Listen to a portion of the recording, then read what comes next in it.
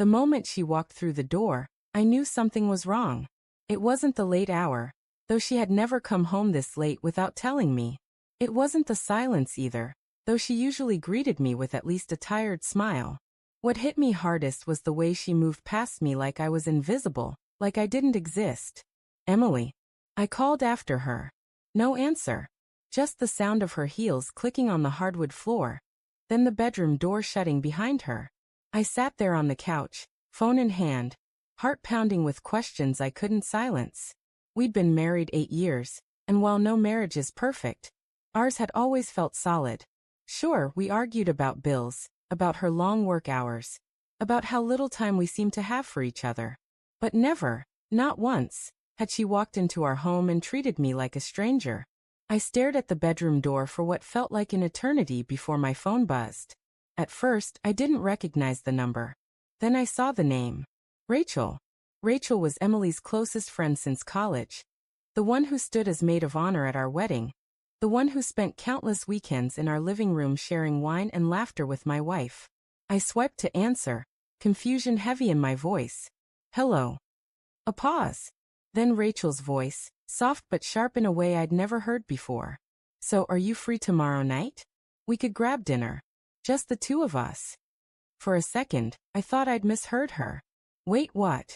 She let out a nervous laugh, like she was daring me to catch on. I mean it. You deserve better than being ignored. I know what Emily's been doing. My chest tightened. What do you mean? There was silence on the other end, then a sigh. She didn't tell you, did she? She's been seeing someone. That's why she's been distant. I thought you should know. And honestly, I like you, Daniel. I've liked you for a long time. The words hit like a punch. My hand trembled around the phone, my ears ringing with disbelief. Emily? Cheating? And her best friend, of all people, asking me out while telling me? I couldn't speak. I just hung up and sat frozen, staring at the bedroom door like it held the answer to everything. That night, I barely slept. Every creak of the house, every shift of Emily's body beside me felt foreign, like I was lying next to someone I didn't really know. The next morning, I couldn't hold it in. Emily, I said, my voice tight. Is there something you want to tell me? She glanced up from her coffee, eyebrows furrowed. What do you mean? Don't play dumb. You came home last night and didn't say a word to me. Then Rachel called. She said you're seeing someone. The color drained from her face. She set the mug down slowly, her hand shaking. She called you? That's what you care about? That she called me? Emily, is it true? Her eyes filled with tears, but she didn't deny it. And that silence was louder than any confession could have been. Who is he? I whispered. She pressed her lips together, then finally spoke. Someone from work. It just happened. It just happened? My voice cracked. 8 years, Emily. 8 years, and you throw it away because something just happened. Her tears spilled over, but I couldn't bring myself to comfort her. Not this time. Days turned into weeks, each one a blur of anger, sorrow, and confusion. Rachel kept calling, leaving messages that twisted the knife even deeper. She apologized for how she told me, but her interest in me was clear. And that somehow made it worse. I found myself questioning everything. Every memory with Emily, our vacations, our late-night talks, even our vows, suddenly felt tainted. Had she been drifting away all along?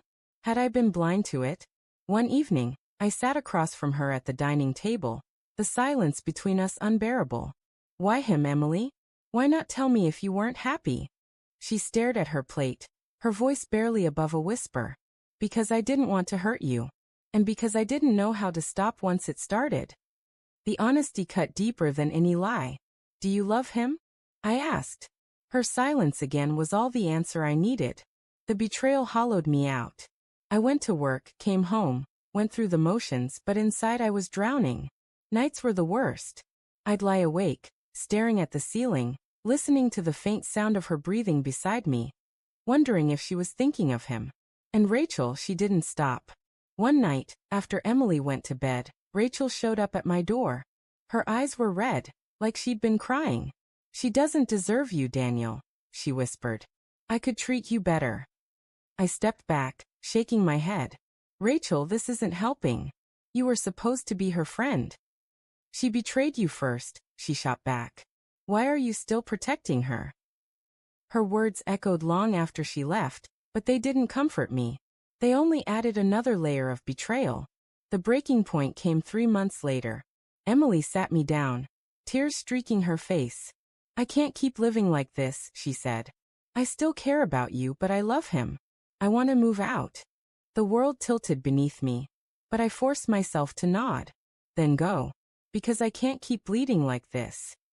She left that weekend, suitcase in hand, the house echoing with emptiness after the door shut behind her. It's been a year since that night Rachel called me. A year since my marriage collapsed in a storm of secrets and silence. I won't pretend I'm healed. I still wake up sometimes reaching for her, only to remember the truth. But I've also learned something in the wreckage. Love without honesty is just an illusion, and illusions eventually shatter. Rachel tried to reach out again, but I never answered. Betrayal doesn't deserve a second chance, no matter what form it takes. Now I live quietly. I walk in the evenings, cook my own dinners, and sometimes sit in the same spot on the couch where everything began. And though the silence of this house can be heavy, it's mine. Honest. Free of secrets. Because sometimes, the only way to survive betrayal is to choose yourself in the end.